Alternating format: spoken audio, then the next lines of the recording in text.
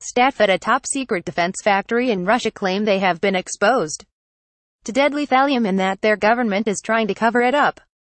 The 27 men and women who work at the plane-making factory have issued a plea for help after accusing their bosses of attempting to suppress the truth over the potentially radioactive leak. Many have lost their hair from the attack and suffered chronic sicknesses from which they may not fully recover. Doctors were confused by the poisoning and initially diagnosed gastritis or rotavirus, or told staff they were healthy. Thallium was seen as Cold War weapon, but it is not normally used in the factory, which makes the poisoning all the more mysterious. The outbreak is revealed as ex-Russian military spy Sergei Skripal and his daughter Yulia were hit by a mystery poisoning in Wiltshire, in the UK. Ina Lenikova, image, East 2 West News, her hair is falling out, image, East 2 West News. One woman called Ina Lenikova showed on a video how she is going bald after becoming ill at the Taganrog Beriev Aircraft Scientific and Technical Complex, a leading maker of amphibious aircraft in Russia. "This is my hair, all that's now left of it now," she said. "It is as if your body has lost all its skin, you can't touch it." In early December, me and some other employees of the legal department felt similar symptoms, acute pains in the chest, muscles and joints. I turned to doctors in Taganrog but they said I was healthy. In early January I began to lose my hair, as did 4 other colleagues. Blood tests proved that I had thallium poisoning. Other workers had different symptoms. Thallium in isotope form can be radioactive, but it is not clear as this was the case here.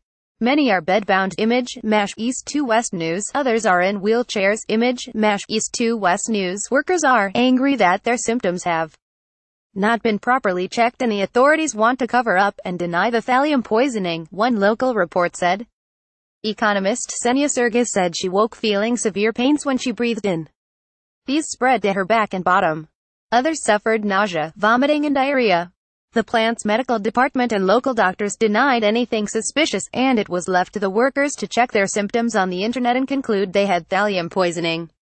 They then had private tests to verify the diagnosis. The Taganrog Beriev Aircraft Scientific and Technical Complex in Russia, image, Beriev, East 2 West News. Victim Konstantin Kolesnikov, who is now in a wheelchair, told Blocket, "At first they treated me from gastritis, then they diagnosed polyneuropathy. This is something common for people drinking alcohol. But then the doctor called me and asked to have a test on thallium. The results were shocking. I have lost almost all my hair. Only in January did tests prove he had talcum poisoning."